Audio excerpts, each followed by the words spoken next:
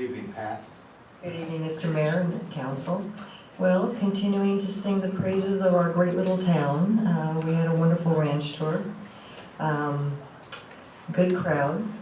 Lots of kiddies riding ponies. Plenty of hot dogs sold. From Banning, Beaumont, Yorba Linda, Eastville, Corona, and Norco. Didn't quite get any that I noticed from San Diego or Santa Barbara, but if we get Westways Magazine again, maybe we can hit the big mark. But I'm wondering, Mr. Mayor, if we could get you to draw the winner of the rural blanket. I'd be more glad to. Just, I think we can also help with the contact with Westways Well, I hope so. Magazine. They're mixed, but mixed on the Deep enough. Wow, I can't believe it. Greg knew. No, it's not. It's like Harvey's. Let me put that one back. It's a resident from Yucaipa, which makes me happy, and one who spread the love. Gail Shimmer, thank you very much, Mr. Mayor. Thank you, Pat. Rob Wass.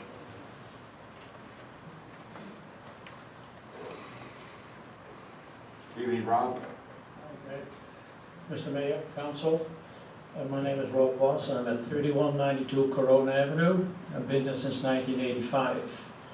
Since that time, I've been calling and asking, and please, and Craig can verify this, our street is probably the worst street in Norco. I go to Mexico on a regular basis for my cancer treatment. The streets, especially in Corona Avenue between 4th and 6th, is the worst of potholes that this city of Ensenada, is looking good. Through the grapevine, I heard that we finally are on the short list to have our street repaved, because when they put that sewer line in, they only did part of it, and it's kind of half-assed. But I mean, in front of my house, and Kathy, where her mom lives, every time I see her, you're on the list, you're on the list. Okay, and I hope that this time it will really happen. Is that the truth? I'll say this, that our Public Works Director is not here tonight, but,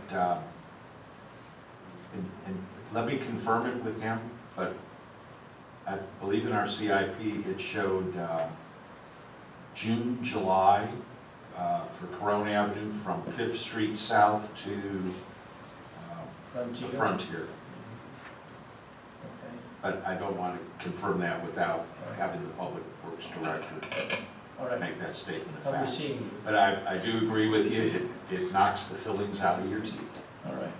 Okay, then the second thing I have is this, and I'm here on behalf of my clients who own the property on 2nd Street. The sewer rates for that particular little street went sky high, in some cases even doubled. And when I called this morning, and the lady with the water department told me, said, yeah, but that's because the property now is commercial. Now, my owners told me, hey, if they make it commercial, we'd be more than happy to pay that extra sewer, but make us commercial. Because otherwise, what is it? You are being charged as being commercial, but you still are residential. We all know the little street I'm talking about, which if the city would buy it, or it would be commercial, that would leave, get rid of the eyesore. Because even though I manage it, I try to do the best I can with the funds available. I have cleaned the street up, but the street is in constant disarray because the big trucks from waste management, they turn around there. And when these 3 wheels start grinding and 2 of them stand still and it's tracking, I fixed that street 5 times. The last estimate was $30,000. Well, it's a private street, so I cannot come to the city and say, hey, give me some help. Waste management says, okay, what can we do? I said, bring a smaller truck or drive in like you do on Frontier. They drive in and they back out. They don't turn around. Granted, it is a little harder to go onto 2nd Street, but the city was kind enough to put leave clear, so it is not that they have to sit there and wait. They can just go on. So is So, can your we- question, because I need to have you wrapped up. Okay. Is it on the zoning for commercial Well, or your request it for has waste been, it management? has been on the zoning, but the city has this rule that we don't want any commercial on this side of Hamburg or the freeway. I would, So, are we, basically what I'm asking, can we go back to residential for the sewer, or are you gonna change the zoning to commercial? I'll let you ask afterwards the question to Steve King for the proper zoning in that area, because I It is residential. can't comment whether it's residential or commercial. It's the Steve, right- I'm talking about. Okay, thank you, Mr. Mayor. And I'm assuming it's residential. Yeah, thank you. Thank you. Jeff Kahan.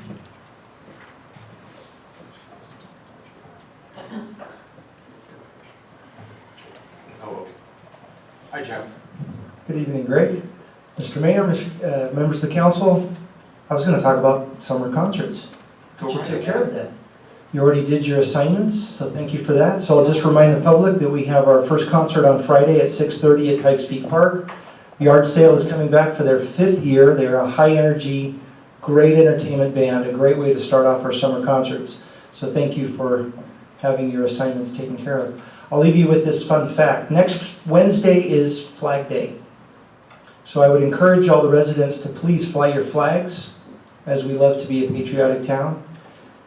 September 18th, 2014 was the day that we installed the flagpole and flew the flag the first time at the Veterans Memorial. Next Wednesday happens to be the 1,000th day since that's happened. So let's celebrate Flag Day by having our flags out. Thank you. Thank you, Jeff. Mayor, that concludes public comments. Thank you, Cheryl. Now move into public hearings, item 5A. And Gina, Thank good you. evening.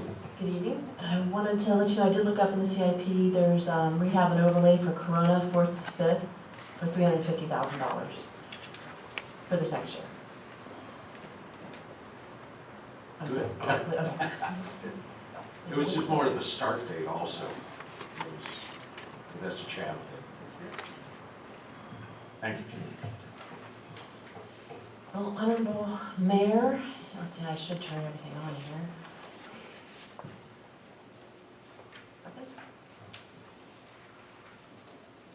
Honorable Mayor and council members, during the spring we've had 2 workshops, primarily in May, covering the preliminary budget and capital improvement plan for fiscal year 17 and 18, which begins July 1st and ends June 30th. In this public hearing tonight, I will be presenting a brief PowerPoint covering the budget drivers and key changes incorporated during the workshops. The recommended total budget for fiscal year 17-18 for the city is $38.1 million. This includes the operating budgets of general fund, water, sewer, gas tax, the national pollutant, NPDS, miscellaneous grants, CDBG, and AQ&D funds. The general fund is the city's primary operating fund with a total projected expenditures of $20.4 million and revenues of $18.4 million. The deficit, as resulting from the difference, will result in a $2 million decrease in reserves. This is mainly due to one-time infrastructure improvements and ongoing public safety funding, as well as increased traffic enforcement services. The estimated June 30th, 2017 fund balance is $10.9 million, and the projected fund balance at June 30th this coming year is projected to be $8.8 million. For the water fund, the total estimated water fund expenditures are $10 million, and total estimated revenues are $10.7 million, for a positive balance. For the sewer fund, the total estimated sewer fund expenditures are $6.2 million, and revenues are $7.5 million. And in your packet, we have a summary of the balances overall. And in terms of the summary of the key operating budget drivers, the proposed budget maintains existing non-safety service levels with no new programs or full-time employees. The budget provides funding for an estimated 9% for annual sheriff services and funding for 1 traffic enforcement deputy and 1 community service officer or CSO for $680,000. The dedicated traffic deputy is necessary to address on a consistent basis the rising traffic violations, and the dedicated CSO is required to address increases in calls for service due to Proposition 47 AB 109 related calls. For CAL FIRE, the budget includes an estimated 8.6% increase, and that's a comparison between our originally adopted budget, and it is also a 10.3% increase when compared to the amended budget at mid-year. As a result, the increase overall is $420,000. A 3% salary increase is included, plus some position adjustments, for a total of $71,000 for the general fund and an additional $23,000 for all other funds for the fiscal 17-18 budget. City employees are continuing to pay their full share of the employee portion of the pension contribution. The unfunded liability for miscellaneous plan or non-safety employees has increased from $8.3 million to $9.7 million, due primarily to lower investment earnings as of June 30th, 2015. The budget provides for a total of $400,000 to pay down post-retirement health care liability. Although the accrued liability has increased, the increasing value of assets from $6 million to $7.3 million has resulted in a projected decrease in the unfunded liability. In this new budget, we also included an increase in our water utility costs for $249,000. And the city is discontinuing a subsidy of $75,000 transfer to the National Pollutant Discharge Elimination System Fund due to an available fund balance that can address the gap that we have in fiscal year 17-18. The general fund revenue budget anticipates a $138,000 increase in sales tax, a $43,000 increase in property tax, and an anticipated decrease in $108,000 reimbursement for the former redevelopment agency employees from the State Department of Finance in an ongoing dispute. We are hoping to recover those funds. We are also anticipating a slight increase of only 1.7% in franchise fees due to a new provider providing waste collection for the California Rehabilitation Center, and we are hoping to collect those fees as well. The water revenues are based on a July 1st rate increase. The working capital fund balance is estimated to increase to $9.7 million by June 30th, 2018. Current water CIP projects total $31.9 million over the next 5 years, with a need to identify $26 million in revenues as we move forward. The operating reserves require $2.1 million, and the rate stabilization reserve requires $2 million by 2026. Our sewer fund revenues projected on a current rate structure, and expenditures. Sewer fund working capital fund balance is estimated to be $6.9 million by June 30th, 2018, with current sewer CIP projects totaling over $18.8 million, with a need to identify $11 million in revenue as we move forward. The sewer operating reserve target is $1.2 million and is currently funded with the working capital balance.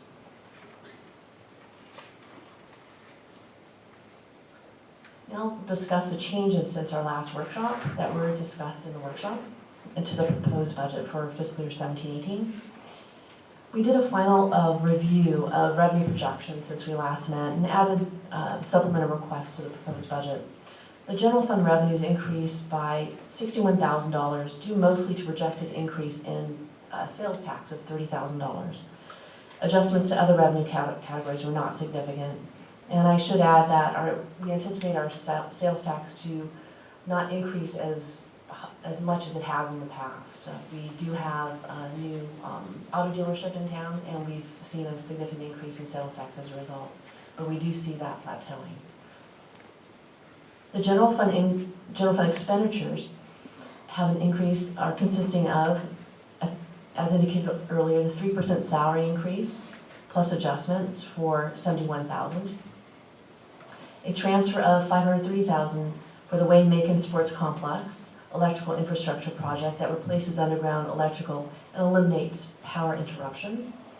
A transfer of $55,000 for improvements at the Cordon staging area, and these funds are anticipated to be reimbursed as storm-related damage in the future. A transfer of $10,000 for public art at the George Ingalls Equestrian Event Center.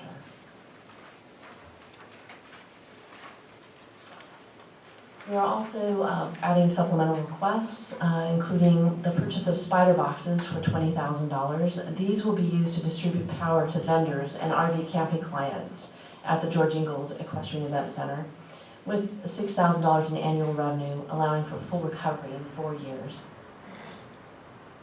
And we're also interested in beginning a 5-year funding plan to replace a 17-year-old John Deere tractor for Moreno and Clark Arenas. Total cost is $77,000, with the first year budget cost at $15,455. The budget includes the addition of the following part-time positions: 2 part-time maintenance workers responsible for horse trail maintenance on the weekends for $31,000, 1 part-time facilities coordinator to assist the facility supervisor at the George Ingalls Equestrian Event Center for $15,000, and 1 part-time maintenance worker to provide additional facility maintenance for an additional $15,000. 1 part-time permit technician, resulting in $8,500 impact to the general fund. Additional costs are in other funds, and this individual would provide engineering front counter assistance.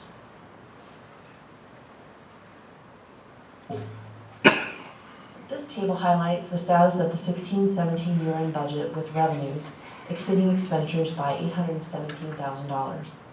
The surplus is added to the June 30th, 2016 fund balance for a new total of $10.9 million. This represents a 61% reserve level of the year-end estimated expenditures of $17.7 million. The fiscal year 2017-2018 general fund expenditure budget of $20.4 million and revenues of $18.4 million results in a net gap of $2 million between total estimated revenues and total estimated expenditures. The gap is proposed to be covered by using reserves or fund balance. The net gap of $2 million includes an estimated structural deficit of $1.4 million, which is the difference between these two ongoing revenues and total recurring expenditures. The estimated fund balance of $8.8 million represents 43.2% of the total recommended general fund expenditure budget. While this amount still represents a healthy fund balance, this balance will continue to decrease based on current revenue and expenditure trends. This concludes the presentation for the public hearing. If you have any questions. I guess, thank you. There's a lot of work, thank you, Gina. Berwin? Any questions at this time? Not at this time, Mr. Mayor. Robin? Ted? I'm not as nice. I'm looking at, and there's certain things that I know we have to have, and basically on the budget, and what I'm looking at is the changes since the budget workshop and the general fund expenditure increases. Some of these I have a little bit of problem with. I'm looking at the transfer of the $55,000 for improvements for the courtyard staging area. And I know, Brian, you probably talked to FEMA about that one. Yep. We've actually had a meeting with FEMA this week, and we're meeting with the Army Corps of Engineers tomorrow morning. So there's no guarantee that they're going to refund us those funds? No, but the fact that we had an inspection is very encouraging, because we've gone through 3 revisions and reviews, from local to federal review to now an inspector coming out to look at our 2 projects that we've submitted on, and that's a good sign when they come out to do that. Otherwise, they could have denied us a long time ago. So we're positive on it, but there is no guarantee. And my question, and what it comes to, and I wish Chad was here, the horse trail maintenance, and that's what this is for. Could that $55,000 come out of the $200,000 in the CIP fund that's there, rather than coming back out of the general fund? I'm not sure if I understand your question. I don't think so. The $220,000 that is left in the trails improvement fund, specifically designated for trail and for capital projects for that matter. This is basically maintenance, and I don't believe this trailer.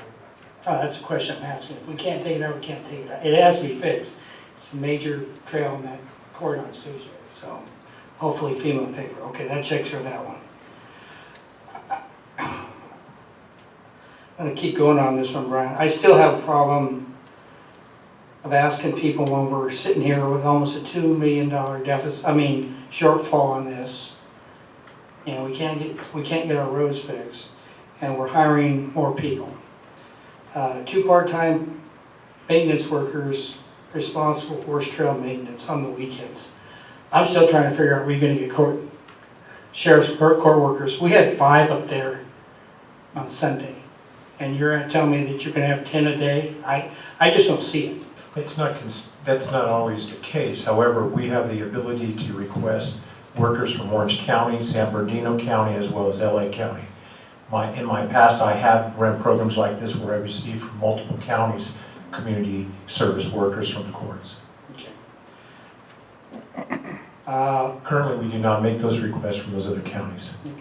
And then I'm gonna go, I don't have a problem with the spider boxes because that's actually a revenue generator over the time. I don't have a problem with trying to get Patty help because the woman spends 80 hours a week up there trying to do things that she should have had help a long time ago. But my issue comes back to the one-time, part-time maintenance worker. Again, I'm gonna throw the same thing at you. We don't have the funds, and I don't see that if you're trying to put a permanent maintenance worker up there, and when you read it initially, it was to help the corrals and put up things like that. Essentially, for those of you who don't know, I'm giving you the corrals to put them up.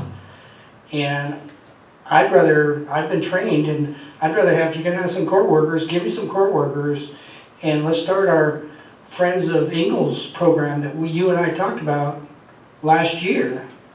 Because I think you're gonna have enough volunteers up here to do that, if that's what you want them for.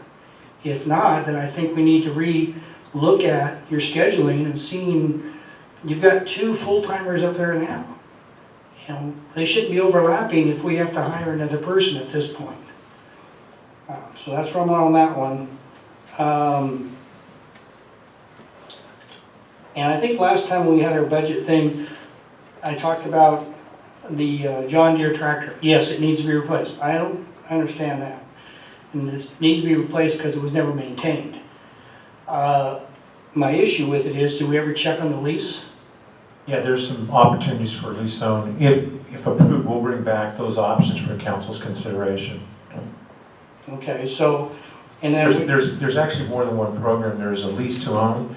There's also a purchase to own from previous leased vehicles as tractors or equipment. So we might be able to buy a used tractor with low time on that engine that's already been reconditioned as well. because we bought that one used. And So those are all options for us that we could bring back for if we put it into the budget process, then staff has the ability to go look at those things and bring those back to council for action.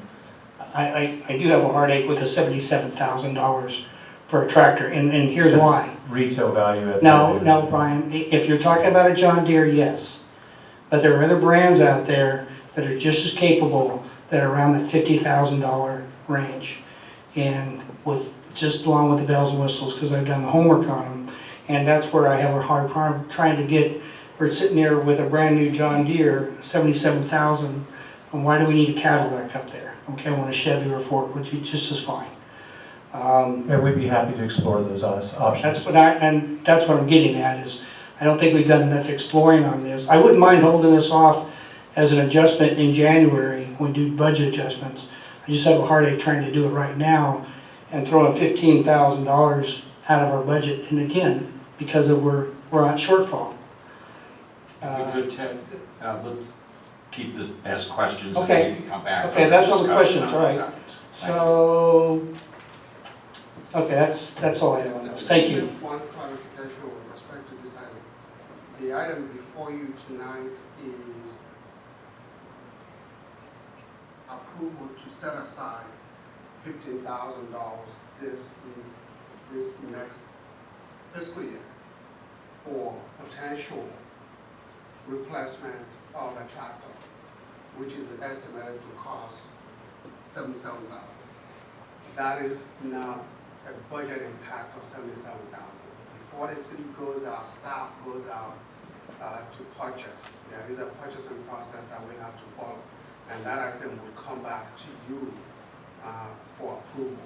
So again, just want to make it clear that the item before you tonight as part of the budget process is asking for $15,455 to be set aside towards future acquisition of this equipment. Thank you. Kevin, questions of I just staff? have a couple. Just a clarification on the 530, that's basically because a kid was nearly electrocuted, correct? That's what prompted all this, I want to make sure, right? He got shocked, so we need to kind of replace that. The infrastructure for Waymakin is a result of the replacement of the backbone that is at a point where it is creating a liability for the city. Right. And then I had asked you what I realize we're over budget and I have some questions about some of that stuff, but I'd asked you what the lights would cost. It seems to me that in the long run, maybe even in the short run, what would the cost of also replacing the lights be? To go with a program that's identified like a Musco lighting system and pre-Musco poles and new lighting in that system, we're looking at about $275,000. We're at, if we go with an LED Musco lighting system, we're a little over $300,000. What I got back from the consultant today is we're looking at about a 16-year payback on that if we were to go with a Musco LED system. So basically, for what you put in, eventually over 16 to 20 years, you would reimburse yourself back what that cost is by the delta difference of cost savings on energy. And do you have to replace the poles for that system? To put that system in, you would need to put new poles in. And then would those lights be safer for the kids? Well, the lights themselves are not a problem. The fact that the lights that we have currently are older, and we do replace them as we need to, you're going to a higher efficiency light if you go to a different type of lighting system. If you go to the new LED lights, you're going to a very efficient light that has very, what I would say, much more minimum impact as far as energy use. So you're going to return your capital back, but it's going to take you 16 to 20 years to do that. Okay. The part-time workers, maintenance workers, the question I have to that is we've really been asked to clean up trails, and they wouldn't just be trails, they would be weeds along our fence lines, things like that.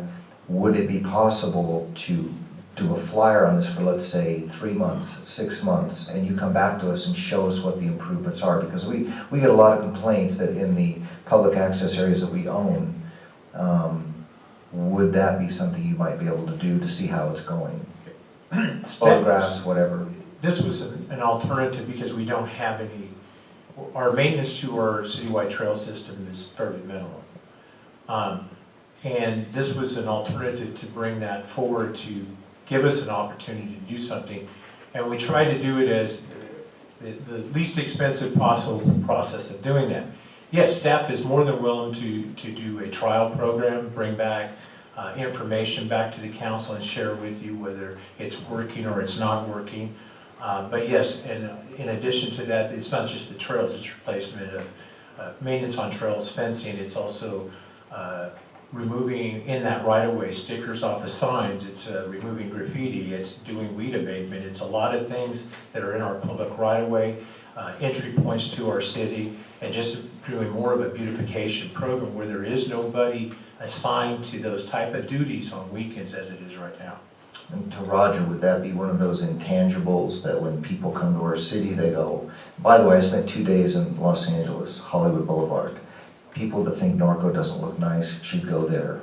Anyway, and it smells, it's terrible. But is that one of those intangibles that you would think to beautify your entrances and keep them looking nice? Does that help your business climate? Well,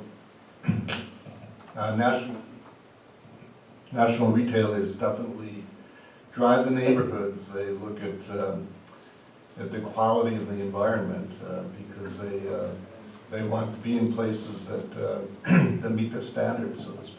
So, yes, it definitely has an impact. And that's all I have right now. Oh, another for Andy. No guarantee, but the reality is we don't have any guarantee on both our expenditures or revenues, that this is a projection, right? These are projections. The budget is a projection. That is based on, of course, the most reliable information we have. Right. The actual expenditures will come to you at the end of every fiscal year. Right. Look back, and even before we get to the end of the fiscal year, if we believe that these projections should be revised, we do that as part of our mid-year budget process. That's what we do. Again, the $530,000 for electrical work at Windmaking Park is again a placeholder based on what we have been told by the engineer who has looked at our project, that this is what it's going to cost. When we actually bid that work, that will come back to the city council, and the actual expenditures will be authorized at that time. And I have one more question, forgive me, Mr. Mayor, for Brian. In our recent survey, it was sort of strange, but very interesting. People love the open space of Norco, they love the idea of the lifestyle. But then oddly, they talked about how they didn't really care so much about parks and things. Now, we've been down this road before, we've looked at closing parks, and it's expensive, correct? Close a park. But isn't our park system part of our open space system? And isn't it, I mean, is it a problem that we haven't communicated that parks are part of the, what I call large lots to trails to open space? Or is maybe people confusing the two, or they don't understand the relationship between the two? I mean, is it advisable that in this funding package, what we should need to do is look at maybe closing parks, or we need to look at, I mean, I'm not an advocate of that, but. Well, I think there is definitely a difference between both passive, active, and open space. But the system of a park system overall, and by definitions, and I think NRPA would agree to this definition, is that's part of your overall park system. So our overall, and one of the challenging issues we always have is we have a lot of park acreage when we look at that, because it's inclusive of open space. But if you define out our active or passive park space, it's a lot more minimum. The fact of the matter is that we have 700 acres of open space in the city, and that inflates our overall park acreage. So there's some truth to that, but there is really an underlying difference between a developed park versus undeveloped areas that are considered park. And then the other piece of the puzzle is that the parks also take care of all the buildings in the city of Norco, right? Basically. Not sure if I understand. In other words, you take care of, part of your parks budget is you oversee the maintenance of buildings. Yes, our department oversees all the operation and maintenance for all public facilities. Just want to make sure people knew that. That's all I have, Mr. Mayor. Thank you. Thank you. Gina? This was on the franchise fees to CRC. When the school district went to ware disposal, we had difficulty, but finally got resolved in collecting franchise fees from them. Are we having any difficulty at this point with their new franchise hauler? Well, to clarify where, we would like to get more from where. We are receiving money, but Okay. I don't And think is it where that's gonna? Actually, it's a different, completely different Okay. business, and we have been in contact. The individual immediately responded to my phone call as well as email, and he had indicated he's going to the state of California to discuss this with them. His bid occurred before all of this came to his attention. So. Have he had to pay franchise fees? And again, this is, I'm just relaying, I Sure. understand he's completely aware of franchise fees throughout the state of California, most likely. And who's the hauler? I want to say it's Axis, I can get the exact name. Okay. It is an unknown, even to Waste It's not Management. one of the major players? No, no. Okay. Okay. I mean, are we anticipating that we are gonna collect franchise fees, or is there gonna be difficulty with this? I know in future steps, I'll be working with Andy and John on that. Basically, the code requires them to pay Absolutely. franchise fee. Absolutely. And it's specific. And Right. so we will have. And this is why I brought it up, We are going to do whatever is necessary to pursue collection of the city's franchise fee. right, because I know that when we had the difficulty with Ware in the school district, and I won't bring it up in public session because I know you're friends with them now. What's the dollar amount that, could you say that we were getting from Waste Management for CRC? $55,000. Okay. So at a minimum, we want to be able to get at least $55,000, if not more, Yes. from that. Okay. Thank you. And you'll keep us posted on that. Just back on Wayne Macon, just for a minute, Brian, understanding that this is a budget, it's an estimate, it's a placeholder, okay? And that, when do you anticipate we'll go out to bid? We're in plan check now, and I'm just waiting to hear back from them.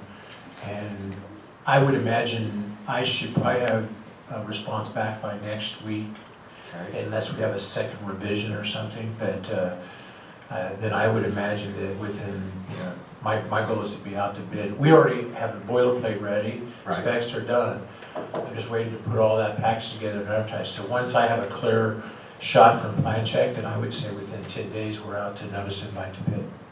So, At a minimum of 30 days. so hopefully out of plan check next week, another 10 days, and then 30 days to receive bids. Yeah, we might be sooner and cut that back a little bit, but to be realistic, that's probably about right. Okay. So, And then even at that time, like I said, once again, this is just a placeholder. When those bids come back, we have the opportunity to accept, reject, value engineer, or rebid the project. that's correct. And then my last question, and it's, I don't want to put you on the spot, Eric. Because we had this discussion the other day, and I just kind of wanted you to make, if other council or any of the residents wanted any clarification, since this is a major amount of funding for the traffic enforcement deputy and the CSO. Could you either reiterate or redefine our conversation from the other day on traffic enforcement specifically, and how we're going to use this deputy, and then the relation to basically that $100,000 in overtime? Yes, so basically, Norco Sheriff's Office has not had a dedicated traffic team since 2010. Since that time, as a contract city, the Norco Sheriff's Office has continued to provide enforcement of all laws, understanding that the deputies that are working out here, the priority is based on calls for service. So they don't necessarily have the time or the ability to perform specific traffic enforcement. Several years ago, we had a discussion, and thanks to City Council, we started basically a temporary program or an interim program of traffic enforcement, specific traffic enforcement, where the city provided a budget for us to schedule traffic enforcement throughout the city based upon the need where collisions were occurring. And that's what we've been doing for several years. And in the last couple of years, it has been out $100,000 annually. And basically, that allows for a deputy to provide traffic enforcement roughly 4 days a week at 6-hour shifts. So you're getting about 24 hours of traffic enforcement per week. The deputies have done a good job. They continue to do a good job. But this is an interim solution, and we're always looking towards a permanent solution and finding the ability to start rebuilding the traffic program. And what we've done is we've taken that $100,000, the proposal is take that $100,000 and roll it in towards funding a specific traffic enforcement deputy. Now this deputy will not be assigned to answering dispatch calls for service. His sole purpose, his sole intent, his assignment will be to conduct traffic enforcement. And I think the easiest way to explain this is everybody knows, for the most part, the motor officers that have traditionally worked out here in Norco. They get on their motorcycle, they go out, and they are doing traffic enforcement. This is basically a similar approach.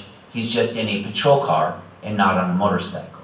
He will be tasked with evaluating our traffic index report, which basically every 2 weeks we look at where the injury collisions are occurring as well as the non-injury collisions are occurring, and taking into consideration citizens' concerns and evaluating those areas for traffic enforcement. So that $100,000 again, instead of funding overtime, we're going to roll it into funding a full-time dedicated traffic enforcement deputy.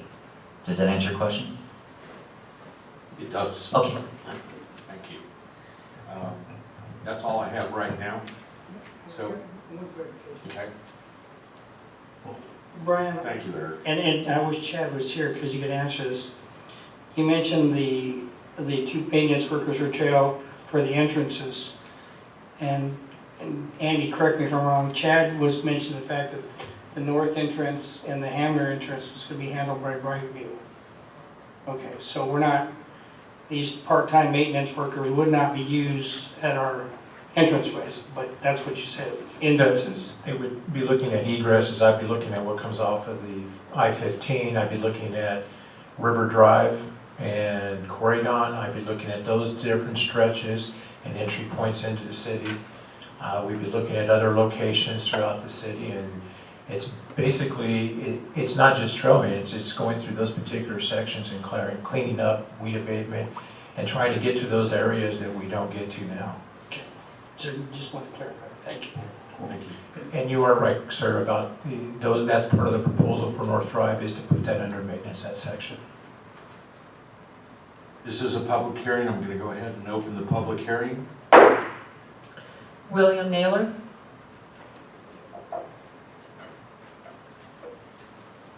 Good evening, Bill. Good evening, Mayor and Council. I kind of wrote this out, and I feel a little bit sad that I'm going to have to make some requests, but especially since we're looking like it will be a little bit of a deficit this coming year, but I'm still going to do it. I stand before you as a concerned resident of Norco. As a resident, I have attended numerous council, commission, and town hall meetings in which the importance of trails in our community, Horsetown, USA, was stressed. Also, in those same meetings, it was made very clear that the city has not adequately funded trails. This, of course, can be attributed to numerous reasons. In discussions with staff, I have been, excuse me, in discussion with staff, I have come to believe that there may be a misunderstanding between city staff and council as regards to the priority of the trails in Norco.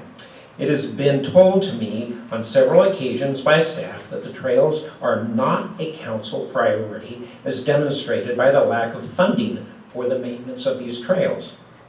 I, for one, do not believe this to be the case, as it is first the responsibility of city staff to request the necessary funds to do the job properly, and then for the city council to take the responsibility of establishing the priority, whether those funds should be appropriated or not. In this year's budget, you have been, excuse me, in this year's budget, you have before you the request to fund 2 part-time employees to help with trail maintenance. This is a good start. The problem remains, though, that the supplies for those maintenance part-time employees is just not there. There's only about a $25,000 budget line item in the Public Works section for trail maintenance. And according to staff, that money is always expended, and they're really hurting to be able to purchase trail posts or DG, that type of stuff. It is my opinion that council needs to address, since staff has not made a request to increase that amount of funds, the council should go back and look and see if they could not make some kind of slight increase to that budget so that this department does have sufficient funds to do the job that they need to do on our trail maintenance. We have created several programs within the city made up of volunteers, both from organizations and individuals that go out, and we are more than happy to do what we can to help, but again, we need the supplies. With all the work that we're doing, taking out some of the old trail fencing, we've got plenty of rails, but we don't have the post, and that's something that we really need to help. So at this point, I would like to suggest that council demonstrate the priority of trail maintenance by making a slight increase in the maintenance part of the budget for trail maintenance. And this will help have staff understand that it is a priority for the city of Norco and the legacy of Horsetown, USA. Thank you. Thank you, Bill. There are no more cards on this item. Okay, I'll go ahead and close the public hearing and bring it back for any further discussion. Erwin? First of all, thank you, Gina, for you and your staff for the hard work getting all this budget material ready and everything. But no, the only question I had, Mr. Mayor, was about the electrical over there at Wayne Macon, and it's already been answered because I've had a lot of residents asking me when we're going to get this started, and I told them we've already got it, going to put it in the budget, and it should be done sometime. When do you think, Brian? Sometime by 1st of September, maybe? We'll get it into budget and then the construction phase. I would say we're at least 90 days probably to be beginning to end on that. So I think probably signing out or bringing back a notice of completion in October is probably more realistic. Okay. If that everything runs as according to plan. All right, thank you. That's all I have, Mr. Mayor. Thank you, Berwin. Rob? Thank you, Mr. Mayor. So it's probably going to be more for staff than probably the public, but I'm going to tell you, I have a hard time with the budget with the structural deficit. I understand things like Wayne Macon come up, and that's why we have our reserves, is to cover things like that, just like all of us in our personal budgets. When I ask about diversification, it's not just about hotels and restaurants and those type of things, but potential light industrial and things that aren't going to have a huge impact on our community, but bring in the revenue that we need. When we're looking at our budget, obviously, if we're spending more than we're making, we either need to make more or we need to spend less. We all know that as well. Being a public agency, though, there's some things that have a tendency to be outside of our control, whereas that's a little different than our own personal finances. With that being said, I feel like we need to kind of think outside the box a little bit more than maybe we do as far as looking at solving some of these problems. And one, for me personally, is the Wayne Macon complex. Been a baseball mom for several years, and I think about going to opening day for baseball, and you cannot find a parking spot if you're late. You can't. Then the following weekend is opening day for softball. And again, you cannot find a parking spot if you're late. So then I think there's a huge segment of our community that sports complex is incredibly important to. And a portion of our community that we don't always have a tendency to focus on, which is our youth. We have a lot of strong youth organizations, but I don't think that it's necessarily a priority. A lot of these groups are self-sufficient and run by very strong organizations and strong groups of parents. So then I think to my work, and I think of how I'm funded partially by the government and how I get stressed out at work because the government's super undependable about their funding in my particular job. And so in my job, we looked at how can we become a little more self-sufficient and not have to depend on the government to provide for us. And so this community of Norco is incredibly supportive of the fundraiser that we do for the agriculture department. And it's just a tiny little segment. I work with 400 students. You look at the number of children that go to Wayne Macon and use that facility, it's a huge number. And I think about Norco, and I think about the parents, and I think about how incredibly supportive they are. Why aren't we looking at having some type of an event where the community rallies around the fact that, hey, everybody that uses Wayne Macon, we've got a problem. And it's a big problem, and we need everybody to kind of rally around this cause. Could Norco raise the $530,000? I don't know, but I'm pretty confident they could easily raise $100,000 for that particular cause. And so I don't know if that's something that city staff needs to take on or if that's something a council member needs to take on. But when we're sitting here looking at a deficit, we need to think about other ways to raise money. And I think about all the parents and all the kids, and me being one of them, and the types of fundraisers that these groups do. There's no reason why we couldn't just with that base. And then you think about, you know, the people that come to the area to support the ag department. We have people coming from Orange County for that event.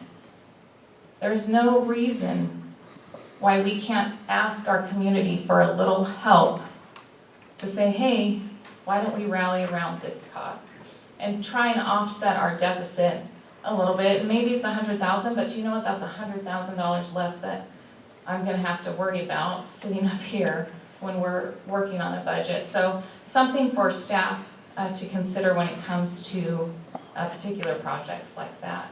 And if it's something that a council member needs to take up, then put my name down and I'll do it. But it's definitely something we need to work on. Yeah. Would you, on other matters at the end of the meeting, Mhm. would you bring it up? Sure. And for discussion? Thank you. Thanks. Carry on. No, I think that was my only, I think on the part-time stuff, when we look at the survey and things in general that residents talk to us about, they talk to us about the traffic. Everybody drives too fast. So we put traffic enforcement in the budget. People talk to us about how things don't necessarily look great. There's graffiti and the weeds and all that kind of stuff. So there's the part-time folks on weekends, which I think in coordination with community groups is another way we're going to be able to get a lot of stuff done. And not so much, but sometimes service at City Hall. So there's a part-time permit technician. So we're looking at a deficit, but what we've done is we've put in things that we as council people constantly hear about that we need to address. And so for me, maybe this 1 year looking at the budget, making these choices, and then seeing what our dividends are. Are our residents more satisfied with what they're getting and how their town looks?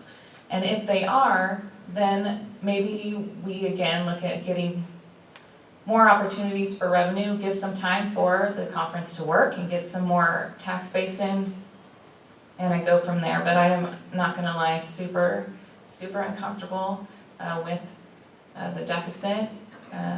But I think if we think outside the box, we can maybe decrease that deficit just a little bit. That's all I have. Thank you.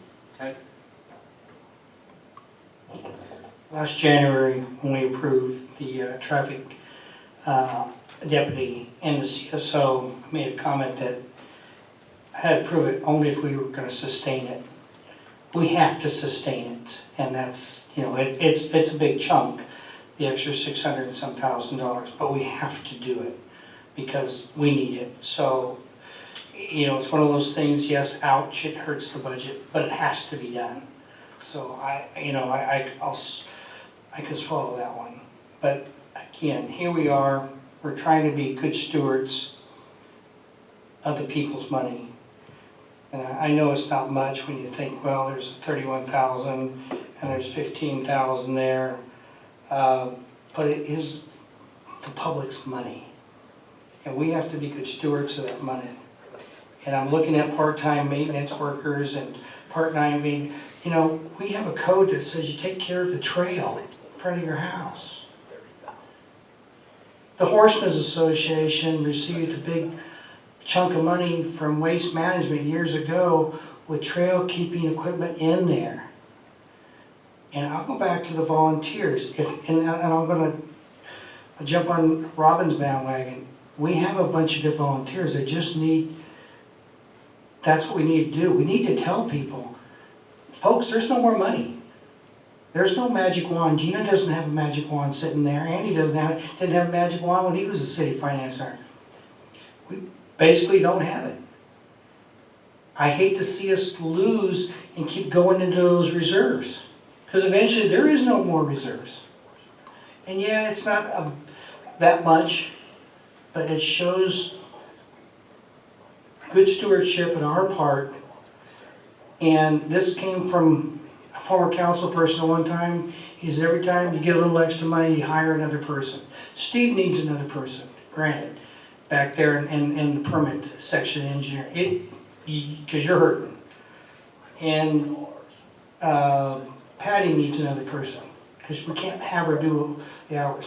But those other ones, the part-time maintenance workers for trails and that maintenance worker up at the facilities, I think it can be done with volunteers and good use and scheduling before I approve. I won't approve it, having those extras in there. It just, to me, it's not good stewardship. Thank you. Thank you, Ted. Kevin?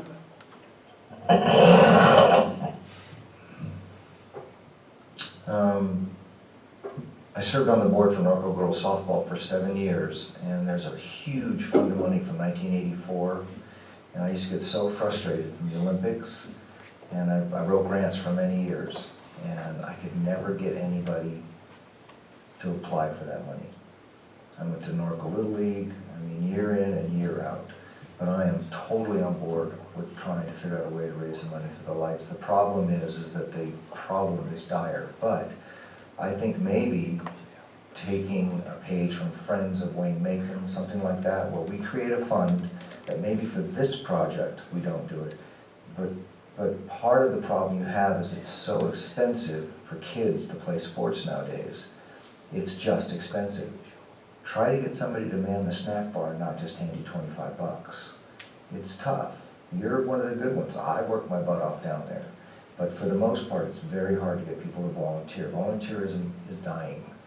But I think it's a great idea. I like the idea of creating an endowment of some kind so that 5 years from now we don't get caught short.